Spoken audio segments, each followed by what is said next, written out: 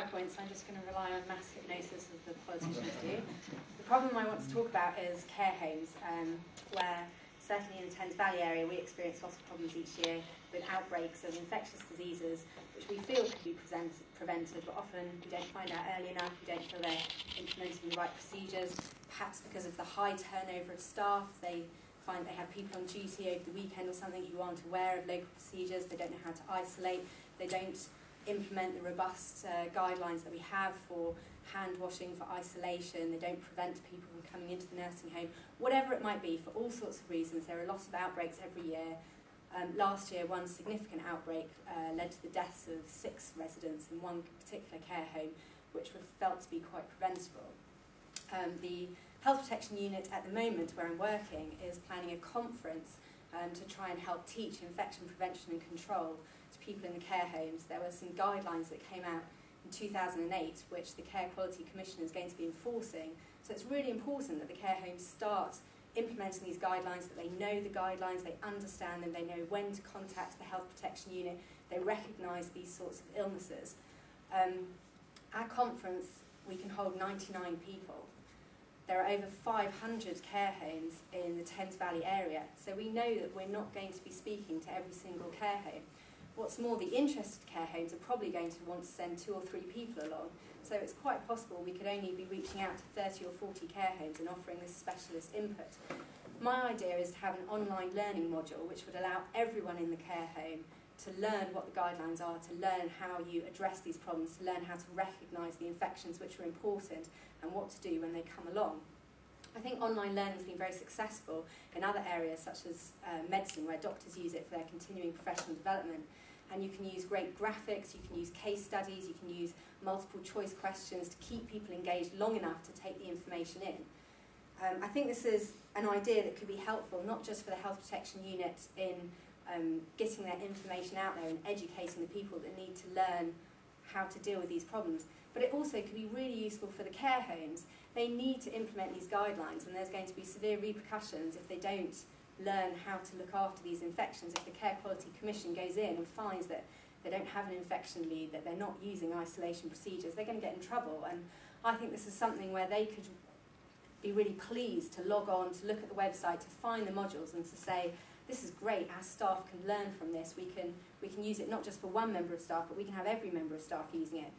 Care homes have a quite high turnover of staff. There's often people that come from abroad and they want to work in the nursing environment, but while they're waiting for their regulatory certificates to come through, they go and work in a care home for 3-4 months, and consequently there's this high turnover of staff.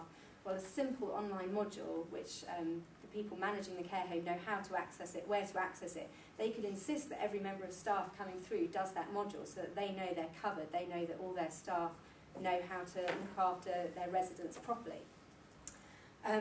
I also think there's a lot of scope with this idea to go that step further. Obviously the module would have to be housed on a website, so that would give us the opportunity to put headlines on the website to talk about new things that are coming in. When new infections hit, when we have to change the guidelines because of new evidence that's come out, we can change the learning modules as well. We can insist that people do some kind of revalidation, so the module could give you a certificate that's just valid for a year, and then you have to log on, do the test again, or learn whatever new things we've learnt in the last year. I also think that it could be a useful resource for families when they're sending Granny off to the nursing home. They might be worried, is she going to catch MRSA? Is she going to die of the flu in the nursing home? They could log on this website and they could see, has anyone in this nursing home I'm looking at, this care home, has anyone done this online module? Am I sure that people in this care home know how to look after Granny? Oh look, 5 people have done the module and they've got a registered infection lead. I feel more confident about sending Granny to this care home. So it could also be a useful resource for the families of people as well. And it could be a useful resource for us. If we get notified from a laboratory that several people in one care home have got an infection, we might be able to look up on the website who the infection lead is, who's done this module, who should know about these things. And when we call up the care home, we could ask to speak to those people, we could suggest that the care home involves those people because we know that they're up to speed and they'll understand what we're talking about. I also think it could be used for income generation. It could be run as a business. It's quite normal to charge people for these online modules. You could charge the care home a set rate for a password that all members of staff could use. or you could just charge individuals who want to do it, and you can certainly generate some income that way. It should be fairly cheap to run once it's up and going, because it's based on the computer, it's based on the internet, and you just need someone to update it and maintain the website.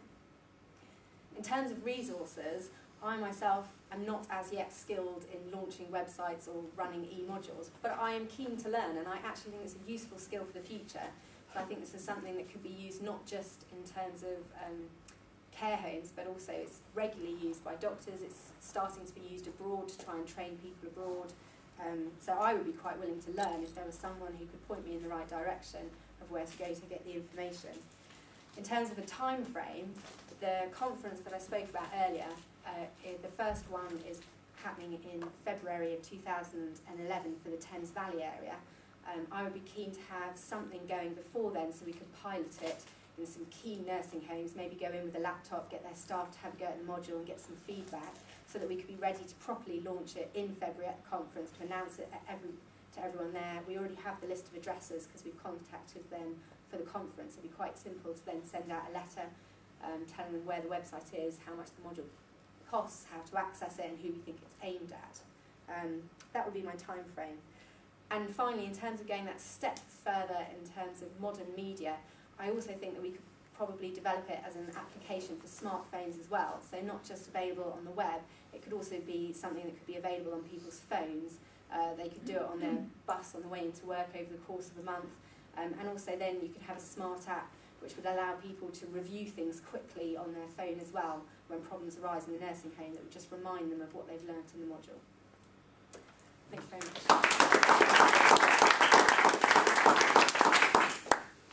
I've been really impressed by online training. A lot of the civil service stuff around IT, training, security comes online at the moment. And if you want to see a very good example around clinical work, a plug for the Alcohol Learning Centre website, which is excellent at identification and brief advice, and been so successful it's targeting other groups now, like community pharmacists and so on. But one thing about online training is about the actual target audience you're aiming to get at. Have you given any thought to the ability of the care home staff that you're trying to target to access this online training, maybe on-site or off-site, and B, also their capacity to benefit from it, and how would you measure that? I think in terms of ability to access, we can make it as simple as we need to. I think everybody in the UK can access their email. They know how to get onto the website they want to go to. They know how to click the right buttons. And I think we could target it appropriately. This is information that they need to have at their fingertips. So if we're not able to package it in such a way that they can learn it through clicking buttons, then I struggle to see how we can package it, given that most people nowadays are computer literate and want to be computer literate. But would you see it also as part of the home's training responsibility to their staff? Okay. I think we are offering a tool to the homes. The homes have a responsibility to train their staff, and they are the ones with the responsibility of finding a way to do that. And I think the homes would be receptive to us saying, we can make that easy for you, we can help you to do that. Look, here it is on a platter, pick it up if you want to. And I'm hoping that the homes would be very grateful, if you like, for us actually providing a way to do it, because our research has shown that they are struggling to convey the information and keep their staff up to date. And their capacity to? I'm willing to be optimistic that it's there. And how would you know that it had an impact? Well, I think, I mean, obviously, most online learning modules finish with some sort of set of questions to test whether you've taken on board the knowledge or not. And I would certainly want to do that in this instance. As much as anything, I think people like certificates. They like to be able to show that they've done things, that they've learned things. I think once we've implemented it, we would know which care homes have taken it up, and we could do some sort of audit of whether we've managed to reduce the number of outbreaks in care homes that have taken it up. Rather like some of the other presentations before this, I mean, this sounds like it's a sensible choice. You can't believe it hasn't happened already. But I guess it has, to some extent. The Health Protection Agency have had, this is an intractable problem, as you've made clear, and the Health Protection Agency, I think, has been fairly proactive in trying to develop ways to engage that particular target audience. I've seen DVD packs, toolkits of every type and nature addressing this one issue about nursing, about staff and care homes. Have you any sense of why that hasn't worked? Because most of it is online at the moment, most of it's in some sort of media format. And the other side of that question would be, what's the regulatory framework to having competence to work in a nursing home, and is that something you could access? Certainly in developing these conferences at the HPU, the feeling is that although the information might be there, people aren't accessing it, that they're not aware of their obligation to. Some people are worried that they're not aware that the 2008 guidelines are going to come into force in October, and that it will be possible for the Care Quality Commission to punish those who don't adopt those things, and there is a fear that people haven't quite grasped that yet, so perhaps they haven't felt the need to go online to access these DVDs or whatever it might be. But I think this will help, because once they do understand, once the Care Quality Commission go around and talk to the nursing homes individually and they realise what their obligations are, I think this is a way, certainly if we can get ratification, validation from the Care Quality Commission for the modules, then people will see this as a way of proving that they are up to speed. Whereas just going online and looking at a DVD, there's no way of anyone knowing that you've actually been proactive, that you've done something, that you've tried to get to grips with the information that's out there. Yeah, I think I'm with Adrian. I think it's. I'm not quite sure the structure these days, but the HPU is negligent if it hasn't done this already. Or the HPU should have done this. I think this is. The evidence we have is that they should cancel the conference. They use the money for the conference to do this. Conferences have very little impact on either cognitive or motivational. The evidence also is very clear that people who attend volunteer conferences don't need to go because there are people who are interested in something. Dave Sackett did a randomized trial on this a number of years ago. So that's the first thing. I think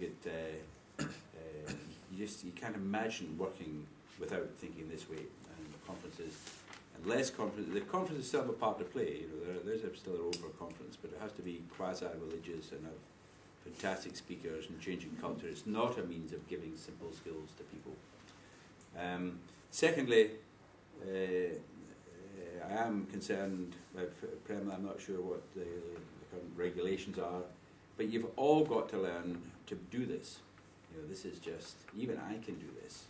I need a bit of hand-holding, and I've outsourced my training to do it better, but even I can do this, and you should all be able to manage something on the web. And I think you're right, the poor people, and people who are in homes are poor people, but they all will have better phones than the middle-class people, and this is it.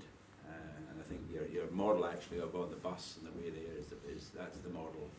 And it's very positive built-in rewards. I mean, I discussed this actually with Imperial ones, and you can give people iTunes vouchers when they finish, for example, because they've got problems with people with multiple language, which were the same in home. So the only way to do it is to do it this way. But Prema, I think it's there She's is still a foundation doctor. She hasn't come to our training program yet. but she will at the end of the training program. She'll be able to manage her. Absolutely. As soon as they come, we give them a laptop Yeah, but and teach them and have an induction. You just need to do this. It's very simple. Great. Great. Thank you.